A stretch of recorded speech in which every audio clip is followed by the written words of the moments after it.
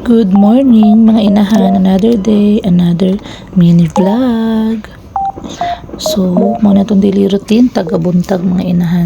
Dili sa sala nagatulog akong duha ka junakins kay dili ko kaagwanta pag dito lumutapad sa kuha kay syempre kusog kay manipa pag makatulog na sila luhagan kayo. So, nanghilam usta gamit ang Madam Josa facial foam. O, diba?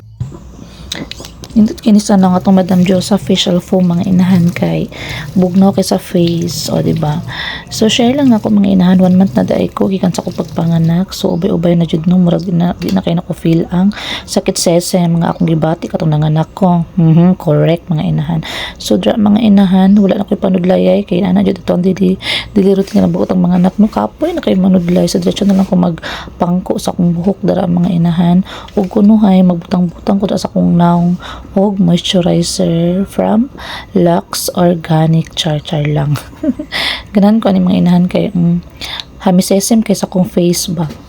Sunod maglungag ta. Syempre sa rice cooker maglungag para dali ra kayo maluto. Ana lang siya kadali mga inahan no. Ang atong daily routine tagabuntag. Sunod, kinamang ko ay sari-sari store. Convenience store. So, makabri ko sa akong convenience store mga inahan kay taod-taod pero na usahay, hinay, napi usahay. Kusog ang paninda. Sunod init kog tubig dara mga inahan kay mamainit sa ko. Inom sa kog Milo, mukaon kog biskwit kay nalibog pa ko kung unsay sudanon. So mao lang to.